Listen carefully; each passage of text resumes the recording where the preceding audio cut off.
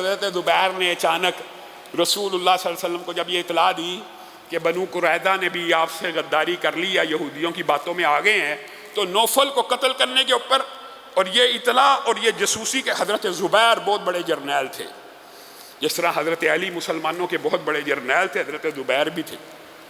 تو حضرت زبیر کو رسول اللہ صلی اللہ علیہ وسلم نے یہ جو حدیث ہے اس موقع پہ کہی تھی۔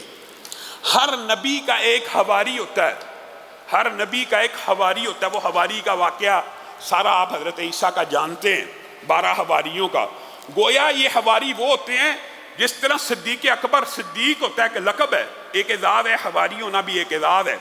اور رسول اللہ نے یہ اعزاز سیدنا زبیر کو دیا کہ ہر نبی کا ایک حواری ہوتا ہے، اور میرا حواری زبیر ہے۔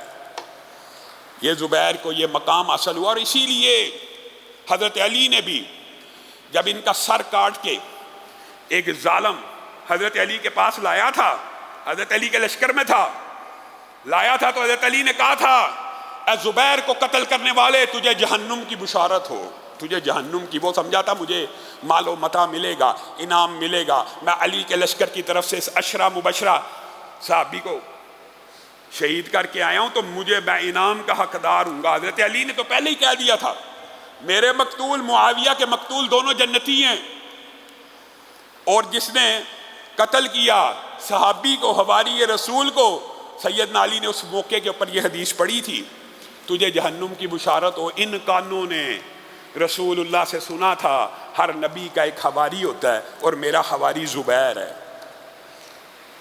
سیاسی اختلاف کی بنیاد کے اوپر طلحہ و زبیر، آپ کو پتہ ہے سیدنا عثمان کے قصاص والے گروہ میں شامل تھے، اور یہاں پہ وہ شہید بھی ہوئے۔ خیر، رسول اللہ صلی اللہ علیہ وسلم کو جب بنو قریظہ سے بھی غداری کی اطلاعات آنا شروع ہوئی، تو آپ نے 200 اور 300 افراد کے اوپر مشتمل 2 دستے متعین کیے، جو خندق سے جاتے تھے مدینہ منورہ، اور مدینہ منورہ پہنچ کے اللہ اکبر کے نعرے لگاتے، تاکہ ان کی آوازیں بنو قریظہ کے جاسوس اپنے قلعوں تک پہنچا دیں، یا بعض روایات میں آتا ہے ان کی آوازیں ان کے قلعوں تک پہنچ جائیں۔ پھر دوسرا قافلہ جاتا 200 بندے کا، پھر دوسرا قافلہ جاتا 300 بندے کا۔ بار بار مدینہ کی پہرےداری کا بھی رسول اللہ صلی اللہ علیہ وسلم نے خوب انتظام کیا کہ یہاں سے کفار ہمیں گھیرے میں لیے ہوئے ہیں، پیچھے سے یہودیوں نے ہمارے ساتھ منافقت کر دیا اور غداری کا ارتکاب کر لیا۔ تو رسول اللہ صلی اللہ علیہ وسلم نے مدینہ کو بھی خالی نہ چھوڑا، بار بار بھیجتے گئے۔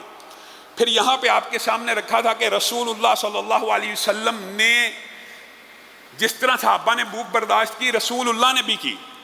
اور رسول اللہ ایک دن بھوک کے عالم میں، یہ خندقی کا واقعہ مشہور جو آپ نے سنا ہے، اور آپ کے سامنے پہلے معجزات کے باب میں تفصیل سے رکھا تھا، صرف آپ کو یاد دہانی کے طور پہ یاد کروانا چاہتا ہوں۔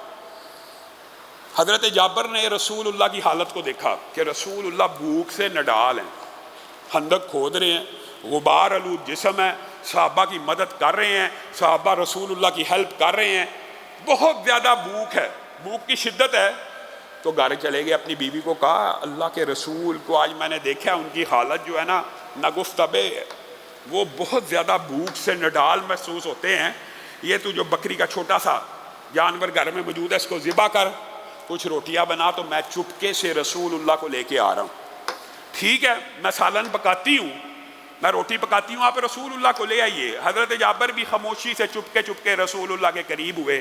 اللہ کے رسول گھر میں کچھ تھوڑا سا کھانا پکا ہے، آپ تشریف لے آئیے۔ رسول اللہ صلی اللہ علیہ وسلم نے حضرت جابر سے پوچھا کیا پکا ہے؟ حضرت جابر نے کہا ایک کچھ سالن ہے اور روٹی ہے۔ رسول اللہ صلی اللہ علیہ وسلم نے جابر کو کہا کہ میرے آنے تک ذرا انتظار کرنا اور روٹی کو لگانا شروع نہ کرنا۔ یہ تفصیلی واقعہ معجزات کے باب میں آپ کے سامنے رکھا تھا۔ ادھر جابر رسول اللہ کے کان میں ان کو چاہ رہے ہیں کہ رسول اللہ میرے گھر آئیں، ادھر رسول اللہ نے اعلان کر دیا کون کون بھوکا ہے۔ 1000 افراد نے ہاتھوں کو کھڑا کر دیا، 1000، 3000 میں سے 1000۔ رسول اللہ صلی اللہ علیہ وسلم نے کہا اب 1000 بندے کا ہاتھ کھڑا ہوا، اور رسول اللہ نے کہا تم سب کی جابر نے دعوت کی ہے، چلو چند روٹیاں، تھوڑا سا سالن، رسول اللہ 1000 صحابیوں کو دعوت دے رہے ہیں کہ تمہاری جابر نے دعوت کیا، اور جابر نے تو صرف رسول اللہ کی تھی۔ جابر تیزی سے دوڑتے ہوئے اپنی بیوی کے پاس آئے، کہنے لگے عجیب ماجرا ہوا، میں نے رسول اللہ کو دعوت دی، رسول اللہ نے 1000 بندے کو بلا لیا، کم و بیش۔